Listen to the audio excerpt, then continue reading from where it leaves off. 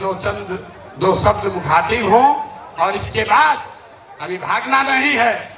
जन स्वराज के संविधान की जो 5 बड़ी बातें हैं, जो आपसे जिसका सीधा सरोकार है, उसकी भी घोषणा अभी की जाएगी। तो 5 मिनट इनकी बात सुनिए और उसके बाद हम लोग इस पर वापस आते हैं।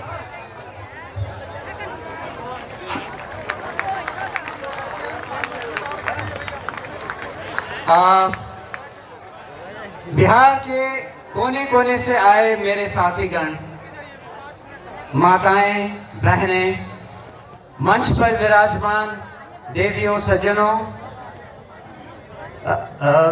सूत्रधार जी, प्रशांत किशोर जी, मीडिया के और पत्रकार मेरे दोस्त, आप सबको मेरा मनोज भारती का नमस्ते, प्रणाम, आदाब। जय बिहार। आप सबको मालूम है कि पिछले 2 सालों से प्रशांत किशोर जी जिस अभियान में लगे हैं, उसका मुख्य उद्देश्य क्या है। उन्होंने अभी अभी आपको डिटेल में बताया कि वो प्लान क्या है, उसमें धन का अर्जन कैसे होगा, फिर उसको खर्च किस तरह से किया जाएगा। उन 5 स्कीम में कोई भी स्कीम ऐसी नहीं है जिसे कुछ भी बदला जा सकता है, और यही इनकी खूबी है कि जो इन्होंने सोचा है वो ऐसे हवा में नहीं सोचा है, उसके पीछे डाटा है, उसके पीछे एनालिसिस है। और मुझे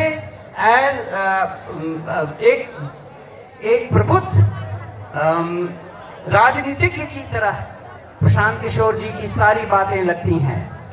अगर कहा जाए कि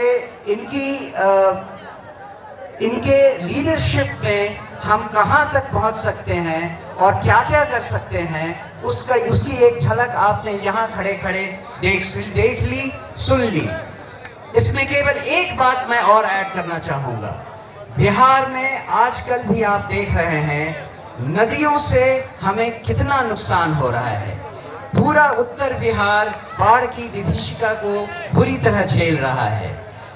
जन स्वराज पार्टी भी कुछ ऐसा सोच रही है कि कुछ कदम ऐसे उठाए जाएं जिससे नदियां हमारी मित्र हों, विनाशकारी शत्रु नहीं। ये भी प्लान हम जन स्वराज के अभियान के दौरान सोच रहे हैं, और जो एक्सपर्ट्स हैं उनसे सलाह मशविरा कर रहे हैं। आपने ये भी सुना कि मैं नेतरहाट स्कूल से पढ़ चुका हूँ। नेतरहाट स्कूल की एक अपनी गरिमा है, और वो है कि हम वहाँ सब कुछ खुद अपने आप करते हैं। आप या मुझे लकड़ी का काम दे दें, लोहे का काम दे दें, या चित्रकला हो या म्यूजिक हो, मुझे हर चीज की शिक्षा मिली हुई है, और इन सब को मैंने जिंदगी भर विदेशों में भी उपयोग में लाया है।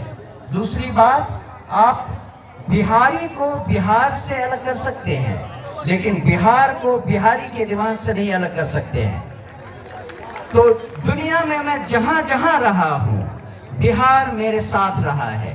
उसके कुछ उदाहरण ये हैं कि विदेशों में नेताओं को या डिप्लोमेट्स को, राजनयिकों को तोहफे देने की परंपरा रहती है, और मैं हमेशा ही मधुबनी पेंटिंग तोहफे में विदेशी नेताओं को देता रहा हूँ। अगर हमारे यहाँ कोई भी विदेशी नेता खाने पर आता है तो वो सिलाव का खाजा खाता है, और इसी तरह से भागलपुर का सिल्क और कपड़ा, वो भी हमारी अपनी पहचान बनकर हमारे साथ चली है।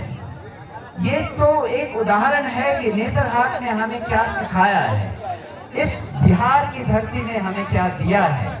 लेकिन जो हम करना चाहते हैं, जो आप सब सारी बिहार की जनता को समझाना चाहते हैं, वो एक महती कार्य है।